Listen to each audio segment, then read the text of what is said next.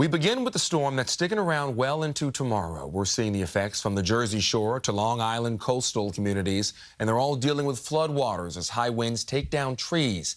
New Jersey and New York issuing states of emergencies. And because of that, you won't see this tomorrow. The Columbus Day Parade in the city has been canceled over safety concerns. Organizers say, unfortunately, they won't be able to reschedule.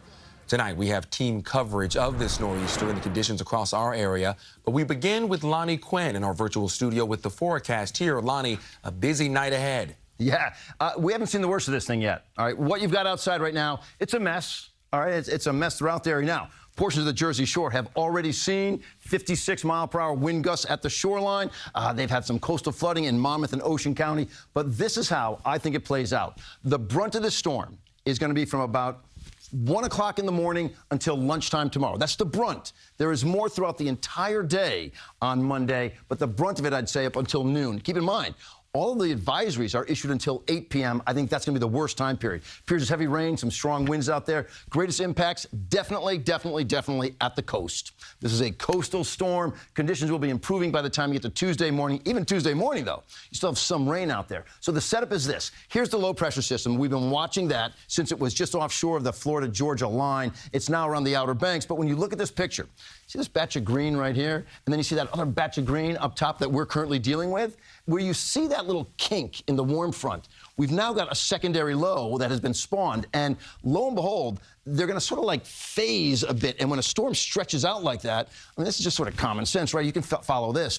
If a storm is tight and sort of tightly wound and concise in one area, you only deal with it for a limited period of time. When it's all drawn out and stretched, you have it for a longer period of time. So maybe you're not catching the craziest rainfall rates ever, but when it's falling, for 2 days straight, you do get, 1 to 3 inches of rain, strong winds, 40 to some 60-mile-per-hour gusts. We've already seen 56 on the Jersey Shore. Wave heights, 8 to 12 footers are possible out there at our open oceans, and coastal flooding, we're starting to see that as well. Monmouth County, Ocean County, you've got a lot of roads that are closed or at least sort of made it difficult because they're flooded with water right now, and there's more to come. You're just getting started with everything right here. I want to be clear, it's not the strongest storm we've ever had, but it's going to be a storm of duration. This will last until Monday evening, even a little bit of leftover rain on Tuesday. More on everything, guys, a little bit later, but we'll be with you throughout the night.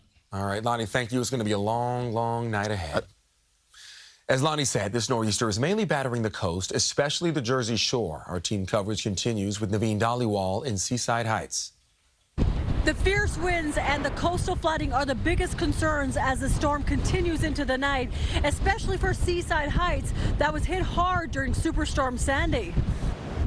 Some braving the strong winds to get a glimpse of the roaring ocean as powerful waves slam into the shoreline in Seaside Heights Sunday night. They're amazing, and I think it's about high tide right about now, so, you don't see that every day. Winds whipped the rain in the streetlight on the deserted boardwalk. It's a little wind, little rain, no big deal. Residents who are not strangers to these storms, like Jessica Brady, are well prepared. Secured all the outdoor furniture, just put bungee cords around everything and taken what obviously is loose and light. In Ocean City, the power of the storm was seen early Sunday as the water reached the boardwalk there. Down south in Avalon, water poured onto the streets, making them look like rivers. Back in Seaside Heights, some residents got ready to hunker down for the night. The plan tonight is drink beer, and for tomorrow the same. But there's a heightened sense of caution. This is a community that still remembers the devastation of Hurricane Sandy back in 2012. I wasn't around on Sandy. I was more inland in New Jersey, but yeah, everyone kind of thinks about it. You never know what might happen. Local officials say be weather aware and also be ready for power outages as these winds intensify. In Seaside Heights, Naveen Dhaliwal, CBS News, New York. Over on Long Island, residents are bracing for the worst overnight as wind gusts could reach up to 60 miles per hour. Andrew Ramos is in Port Washington in Nassau County with the latest there. Well, it's been a roller coaster of a day here in Nassau County where we've seen the wind and rain come in waves, at times very aggressive, and then it would taper off. Officials here are staying vigilant, expecting those conditions to peak overnight. On most days, the North Hempstead Town Dock would serve up a picturesque backdrop for locals. Today, it offered anything but. as a brutal nor'easter moved into the area, bringing with it coastal flooding and high wind warnings. We have some trees down. We have some minor flooding in some of our roadways. We expect that to become far more serious in our low-lying areas. And over in Suffolk, County Executive Ed Romaine says the county's Emergency Operations Center is on the ground monitoring the moving storm. The biggest area of concern, he says, Fire Island. The ferries stopped running to all of Fire Island as of noon, and ferries will not run again till Tuesday. So if you're on Fire Island and you need help, call 911. Low-lying areas of concern also include Mastic Beach, East Patchogue, Lindenhurst, and Montauk, where the wind projection is up to 60 miles per hour.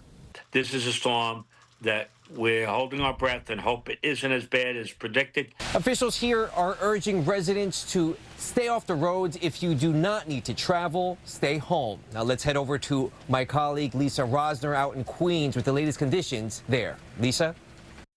We're in Laurelton, Queens, where whipping winds brought down a massive tree in the middle of the road. You can see here, as it fell, it ripped into multiple pieces, striking at least one vehicle, and crews have been on scene all night.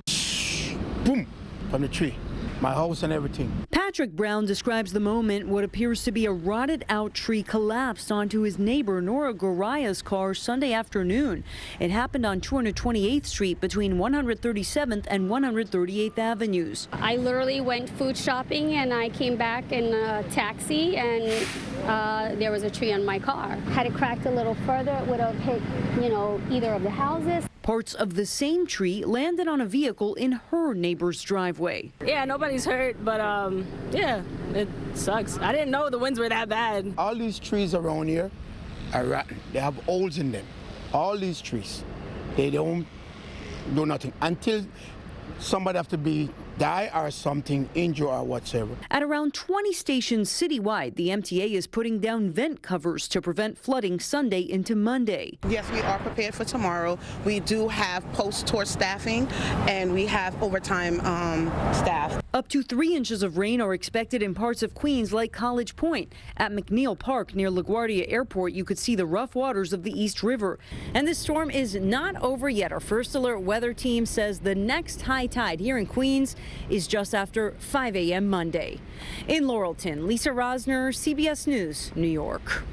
And here's a look now at some power outages in the area. PSEG Long Island has the most with nearly 2,800 customers in the dark as we speak. JCP&L has nearly 2,600 customers without power, 1,800 for PSE&G. New Jersey, only 357 for Con Ed. And in Orange and Rockland County, about 200 customers are without power. Stick with us as we weather the storm here. You can track the radar anytime on CBSNewYork.com. And get this, our First Alert weather team has you covered tomorrow morning. We're going on the air half an hour early. This is going to be beginning at 4 a.m.